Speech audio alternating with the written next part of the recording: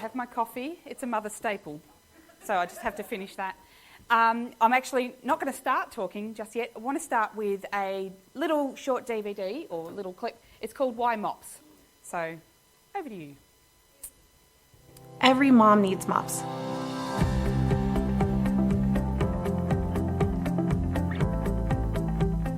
MOPS has just been such a lifeline for me because I didn't have a lot of other mom friends. I didn't have any other mom friends. Didn't have too many friends that had younger kids or any kids at all. So I was definitely looking for a place to meet people. My husband, Lauren, he's in the military, and sometimes he's gone for just a couple weeks at a time, but oftentimes he's gone for anywhere from 6 months up to a year, depending on what his assignment is at the time.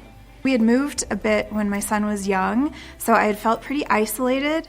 We graduated, got married, bought a house, and started jobs, and found out we were pregnant all within a month. Because I was young, my other friends were out doing other things. A lot of our friends were still in college and just were like, oh, that's cool, you have a baby. I needed that community. I was 17 when I found out I was pregnant. I was really, really scared, but I knew that I wanted to have her, and I knew I could be a good mom.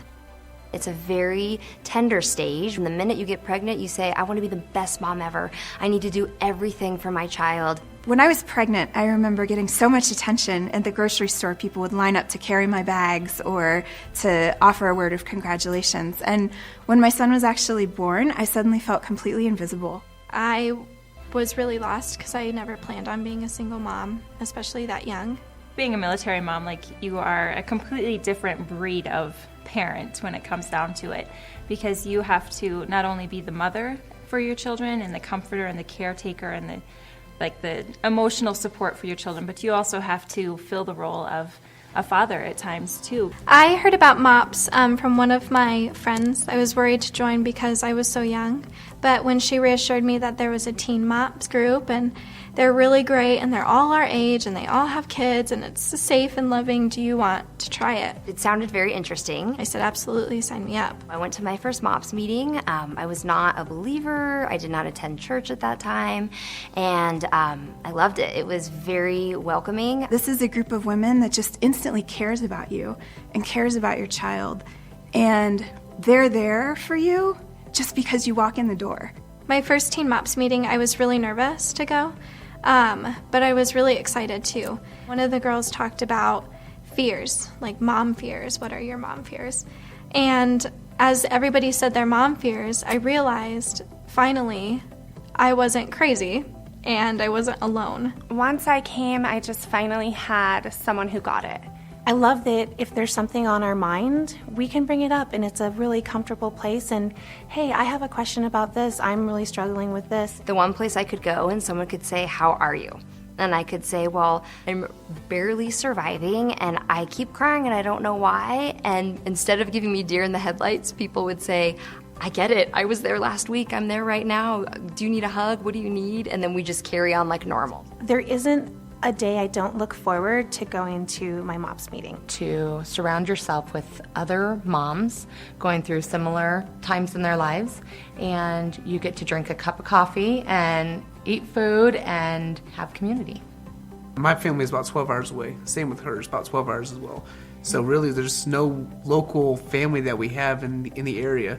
So in a way, MOPS becomes our family. MOPS is so much more than just a meeting of moms. It is, for me, all about the support. He actually missed the birth of our last two children. He was here for our first child, and then he missed our second child by a month, and he missed our third child by 3 months. The support that we got from our MOPS family, it really was a family. They brought meals, and if you need us to take your older kids, just let me know, whatever you need. Being in the military, a lot of times your spouses aren't there for big, important moments like that. So to have them there, they understood what I was going through.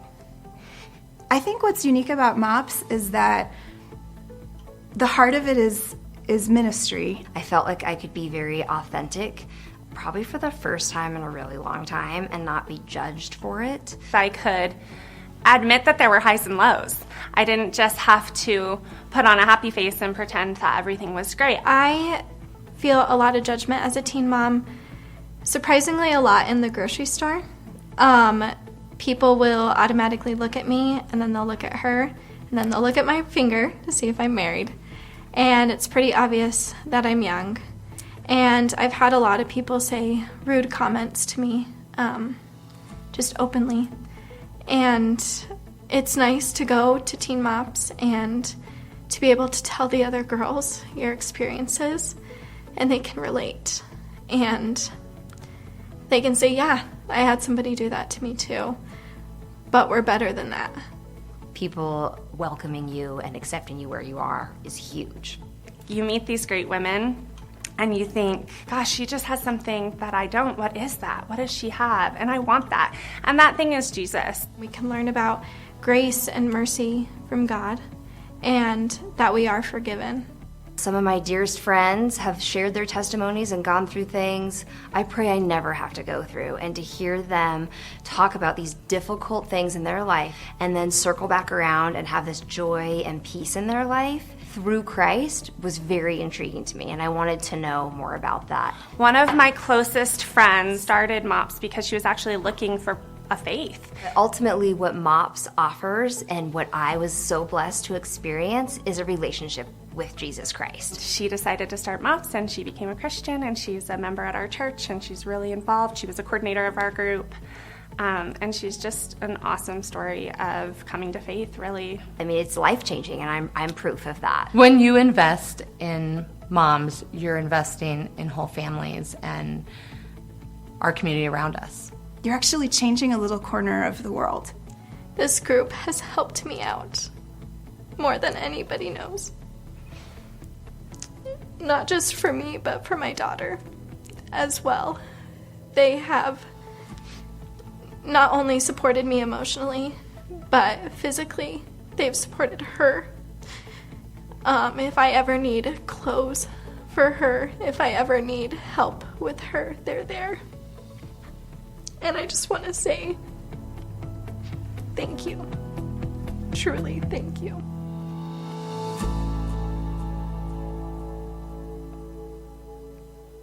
Oh gosh, who needs a tissue? Well, I'm Jo, if you hadn't worked that one out already. So I'm here to talk about MOPS. Ooh, if I get my pointer right.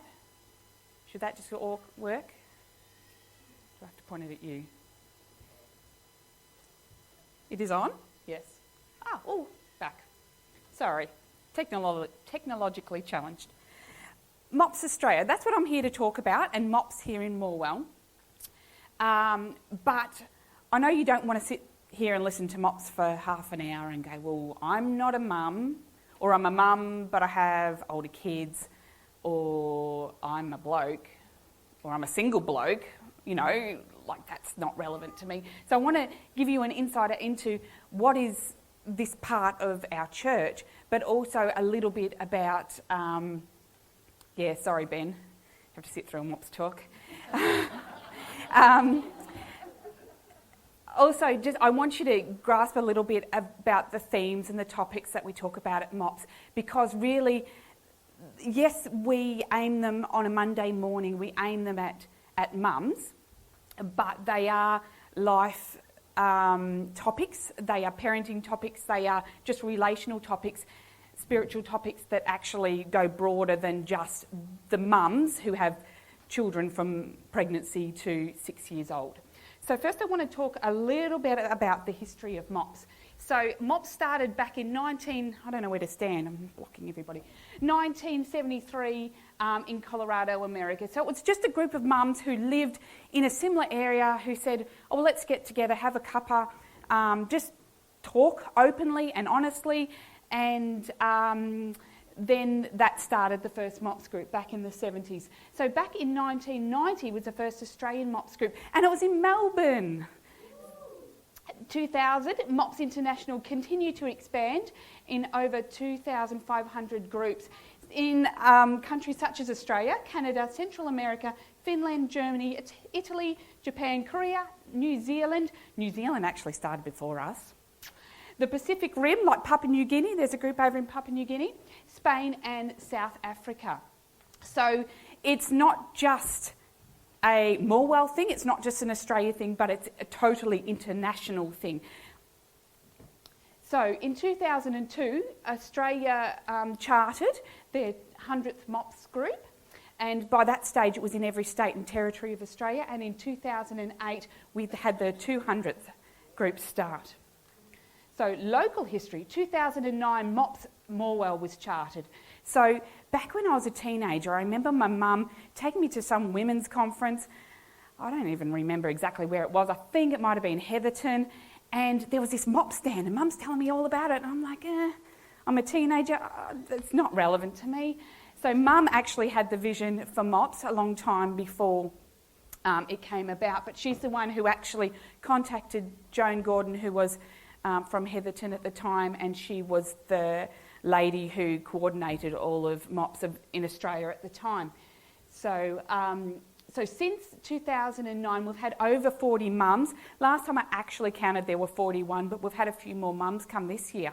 So it's over 40 mums now who have been a part of MOPS Morwell. So if you think about it, like we've got mums here this morning who have been a part of MOPS, who their children have actually grown past that MOPS age, but they still have been affected by MOPS, and that in turn affects our church community.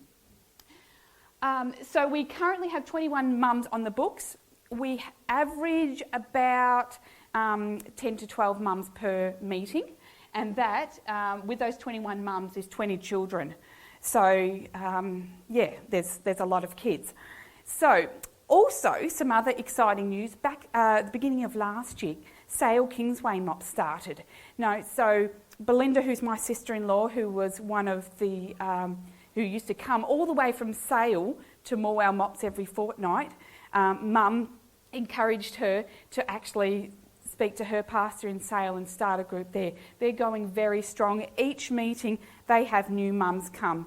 So this is not just something that we support here in Morwell, we support Sale, and there's also a mum who came a couple of months ago now from Warrigal, and she's interested in starting a group at Warrigal Church. So they're still in the process of organising. So, what is MOPS? Well, talked about this MOPS thing, but what is MOPS? MOPS is Mothers of Preschoolers. It's especially designed for mums who have from birth to 6 years of age. So if you have a child within that age group, that's what MOPS is designed for. As you saw in the clip, the younger mum was talking about teen MOPS. So there is a variation, there's a few variations of MOPS. One is teen MOPS, which is focused on mums who are teenagers. And we did look into something about doing something regularly with that, but we just welcome and encourage mums, if they fall into that category, just come with us, you know. Yeah. We've had teenage mums. We've had mums who are now have their third child who was a teenager with their first child. So they actually can relate very well to these teen mums, and they can actually support them and say, yeah, I've actually been there. So there's also military MOPS. I don't know if there's any in Australia, military MOPS, but in America that's pretty big. And there's also, it's called Mums Next, which is a group of mums who have actually passed that age group. So their youngest child is above 6 years of age, but they still want that community. So there's Mums Next. We explored looking into that a few years ago, but we don't have the resources to make it that big. So we just, we are rule breakers at Morwell. We just say, come until you don't need MOPS anymore. So if your youngest child is 7 and you need MOPS, come. You're more important than a number. So the similar thing between all us mums is we have a shared desire to be the best mums we can be. So each fortnight, a chartered group, go back one step, each MOPS group is chartered by a church. So what does that actually mean? A church, in conjunction with the pastor of the church, applies for charter to MOPS Australia. And if they fill all the criteria, then it's just like, I suppose, having a McDonald's franchise as such. You know, you you want to do this program, and you're under the banner of MOPS Australia. So they provide curriculum, they provide support, they provide training for leaders at minimal cost. So each group is chartered and supported by a church. Churches' supports do vary from church to church. Some are just in name, and some are more supportive. I have to say, the support here from Moore Family Church is phenomenal. When I go to conferences and things like that, and I hear of other stories of other challenges that other groups have with buildings or resources or finances, I think, oh wow, we are totally blessed. So thank you. We are very grateful. Most of the mums wouldn't understand the extent of the support we get from the church, but as a leader, I know extensively, and I'm grateful. So each fortnight we meet for 2 hours, and that's here at the church. We meet in the morning tea area. A meeting runs for 2 hours. Children are looked after in MOPS or creche. There is talk about changing the name to MOPS Kids, but I don't know if Australia has decided whether we're going to do that or not, because MOPS is a funny name. Anyway, that's creche, which is important because as mums, you would know. If you're a mum sitting here today, one eye was going on, well, what's going on up here? One ear was listening, the other ear's listening to the fight that was going on down there. Then you're carrying someone out screaming. You probably all heard that.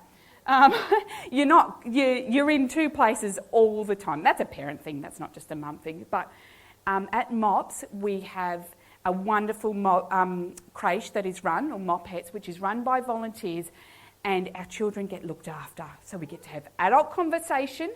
We don't have to share our biscuits. It's just really good. It's me time. It is time where we can support each other.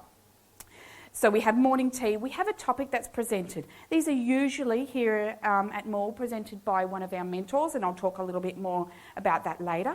So they're usually mothering topics, they're women's topics, they're parents' topics, or they're life topics. So that's all covered. Then we have a discussion time where we break into smaller groups. We have a discussion leader on each table, and they have some questions which just promote discussion about whatever the topic is. And then at the last section of the morning, we do something creative. Now, I'm a creative person. I love doing things creative, but when kids came along, they either want to help or, in inverted commas, or there's just not enough time to actually do something. So to come to a MOPS group, for especially creative mums, or mums, even if you're not creative, they're generally easy enough activities that you can actually get something completed in that time to say, yeah, I made this. And it can be a range of things, like last time we made milk bath. Has anybody had milk bath? It's lovely. You've had your milk bath? I know Nadia Durant, she posted on Facebook her spa night with her milk bath and all her candles.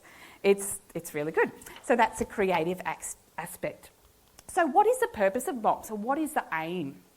So MOPS Australia encourages, equips, develops mums of young children to realise their potential as mothers, women and leaders in relationship with Jesus Christ in partnership with local church. So that is actually the MOPS Australia, what do we call that, Holly? Purpose thingy. I forgot. Well, it's not quite a mission statement. I can't remember. But that's the aim of MOPS. That is when a MOPS group is started up, that's what we want to do. We want to encourage mums. We want to equip mums. Now, that can be emotionally, but it also can be physically. We have supported mums with, as like they said in the little clip, with meals, if you need a meal. Friendships form, babysitting can happen, phone calls, friendships and those type of things. But also we develop leaders as well. I know for myself, before becoming a mum, I was involved in youth groups, I was involved in leading music, I had a radio station, program, not a station, a radio.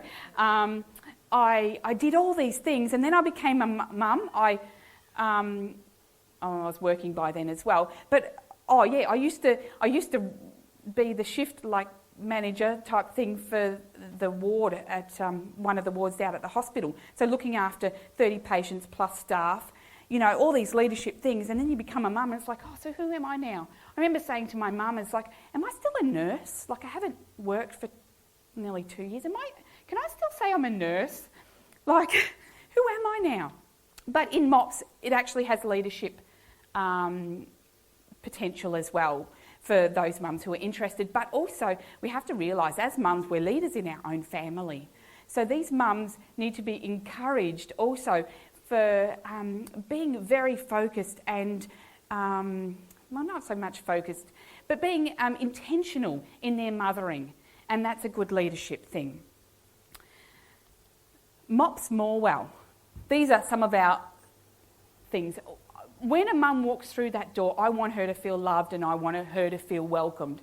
Wherever you're at, we have this little letter that I send out to all new mums, and it pretty much says in one of the lines, because yes, we are a Christian group, but one of the lines is that wherever you're at, that's okay, type thing. And I said, if we're all about sharing your stories. So if your story includes God, that's great. If it doesn't, that's okay as well. So on average, at the moment, we probably have 50% Christian mums who attend a church, and we have about 50% of community mums who either have had no involvement in a church or we're not quite sure where they're at their faith. But the thing is, we want them to be welcomed and we want them to be loved. In saying that, we want to stay relevant.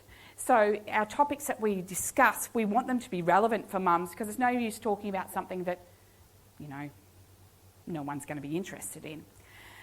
And the big part of the Christian aspect is lifestyle evangelism. So when mums come through the door, they're not a project. We have no projects walk through the door. You are loved where you are at, and that is okay. But in saying that, all our mums who attend a church, we encourage and we have the discussion questions in a way that if God's in your story, we give the opportunity to share that part of your story. And that also opens up opportunities. Working at the hospital, I had this great opportunity a few years ago where I just got a text. I was on my meal break, got a text from one of the mums saying, my son's sick, he's in emergency. She was a community mum. I happened to be at work, so I said, well, I'll come round. So I came round, and with her and her husband and her very sick son, I got to pray with her. And I only got that opportunity because she was a woman who I am in relationship with. It wasn't a surprise to her I'm a Christian. It wasn't a surprise to her that I pray. But in that opportunity, I could pray for that family. And this is what MOPS is about. We are welcoming, we are loving, and we are real. The fact that we can actually say, yeah, my life isn't always fantastic, it isn't always great, but it's kind of like a Me Too type thing, but God comes into that story. So, the faces of MOPS. So in our steering team, or our leadership, we have myself as coordinator, Holly, who is finance coordinator, and Sarah, who is discussion group coordinator. And we have 3 mentors. So we have Jill, Mum, Pam and Val. Mum is also a part of the field leaders team, which means she's actually coordinator for our region. So she's involved with Sale MOPS and helped start that, as well as she's in the process with Warrigal to encourage them. She also, by reason of association, is the regional coordinator also for Wangaratta and Warwick Nabil. Warwick Nabil's a bit out there. She happened to mention she used to live there, and I think they just tacked it onto her profile, as well as when she goes up to visit Nan in Wangaratta, she often catches up with that team as well. So we also have mopettes. Now these are some of our beautiful mopettes, and we have some awesome carers. Now MOPS does not happen without our carers. So we have 2 rooms. We have the younger room, which is 0 to 2-year-olds, and we have the 3-year-old room, which is down in the Sunday school room. We have 6 regular carers in Irene, Gloria and Teresa, and in the older room, Max, Nadia and Lorraine. They come in fortnightly and give their time. We meet for 2 hours, but they're here a little bit earlier, and it takes a bit of pack-up time as well.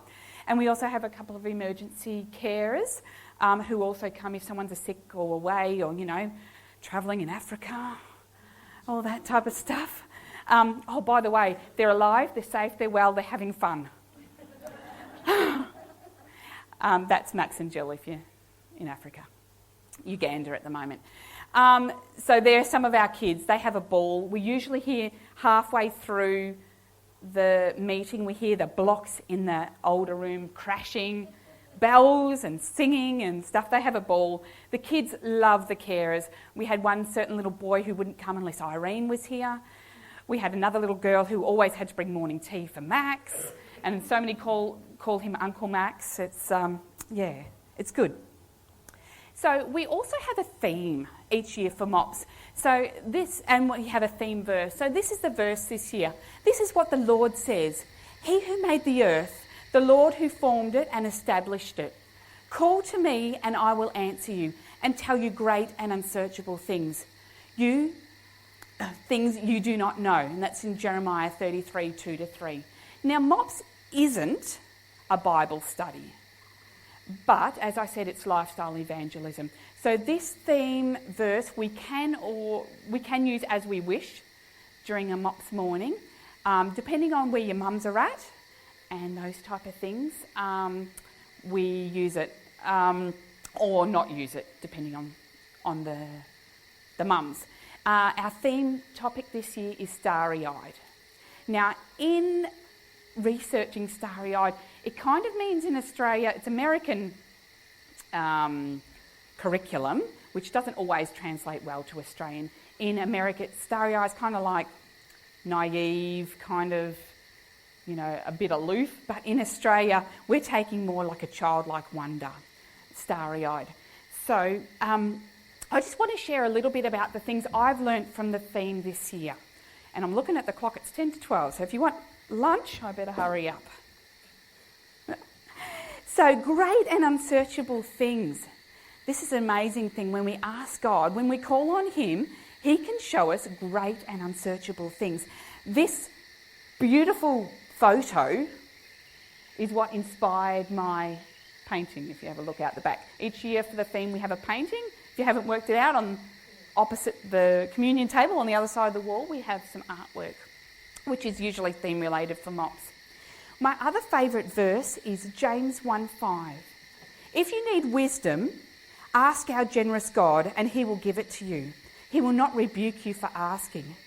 The amount of times as a mum I've not known what to do and I've just gone, help God, I need wisdom. I don't know what to do in this situation. So I have these wonderful memories of stars, and going back to the starry-eyed theme. I remember camping. We used to camp heaps when I was a kid, down at Cape Conran. You wouldn't necessarily hear these owls, but you'd hear the crickets. You go out on the beach and you look up in the sky and it would just be thousands upon thousands of stars. And you just go, wow, that's awesome. Every 90 minutes, up there in the sky, the International Space Station goes round. Have you ever seen the International Space Station go round? It looks like a shooting star. It's amazing. Get the app, go outside and have a look on a clear night. It's amazing. And just to think there's people up there. And that's with the awesome talents that God's given us. That they can build this space station, they can send people up in space, and every 90 minutes it goes around the Earth. That just blows my mind. In my darkest nights, I've often run outside, because that's about as far as you can run when you're a mum. Run outside at night, looked up into the sky, had a pray and a cry, because you just don't know what to do in a certain situation. So in my prep time, thinking about this topic, I've thought about the darkness and nighttime. So there's some positives. It's quiet. Sometimes as mums we need some quiet, as people we need quiet. It's a time of growth. Mum always told me I grew at night. I don't think I slept enough. Parties, good parties happen at night. Long chats. I've got a couple of girlfriends who I catch up with in the evening and quite often we're chatting till way after midnight and then have to quickly go home. And as a mum breastfeeding Micah, I didn't breastfeed the older two because they were prem and they had issues with feeding, but Micah I nearly breastfed till he was 2 years old, and that's because it was the quiet time, it was at night, it was the special bonding time. So these are some of the positives at night. Nights can also be a bit negative. They can be really long. If you can't sleep, man, it can be a long night. Everything can feel worse at night if you're concerned about something. It can be scary and it can be cold. But it amazes me, God created daytime and nighttime. And just to think about that for a minute, He created the night. He's just as much in the night as He is in the day. Just as life comes after a storm in the desert, like you picture a big storm that comes and the rain falls, that's needed for growth. And sometimes we forget that sometimes this darkness and this night time are a really good time for growth. Seeds, they grow underground in the dark. And there's this pushing and this growth and this, I don't know if seeds have pain, but this pain and an explosion out of the seed and growth happens. And a baby in a womb, I can speak from experience, there's a bit of pushing and there's a bit of pain. The babies grow and then there's something that you work through and then you have the growth. In my darkest nights, I've learnt the most about myself. I've grown spiritually. God met me there. As a woman, as a mother, as a wife, and as a person. Without these dark times, sometimes I don't think I would have stopped and asked God. But there's a hope. And it's just reminded in nature of this wonderful hope that our God gives us, and a reminder every night or every day when you look out at the flowers or the sky, the beautiful blue sky, or even the way sometimes since I've been painting, I'm looking at the colours and go, oh, that's cerulean blue. And I'm like, oh, wow, and look at the colours of the clouds and sunsets. Oh, the blood moon. Did anybody see the blood moon the other night, Friday night? That was awesome. And these are like kisses from God. These are reminders that God cares about us so much in this wonderful nature He's made for us. But there is this hope that God is in the dark night. When you look up at the stars, under a sky full of them, we can feel so insignificant. It's like, with all these stars, who am I in amongst all this? But the Creator of heaven and earth knows you under that sky. He knows you well, and He knows you by name. So if you find yourself in the dark or a season of darkness, go outside and look up. Call to God, the Creator, the King, and the Heavenly Father, your friend, and He will answer. And if you need wisdom, just ask. That's all I have to say. I could probably talk for hours longer. But that's MOPS. That's what our mums are getting on a Monday morning. Maybe not quite. Oh, no, first meeting, this is a hash of our first meeting. Slightly different. But this is the way we support our mums. Remind them that there's a Creator and a King that loves them so much.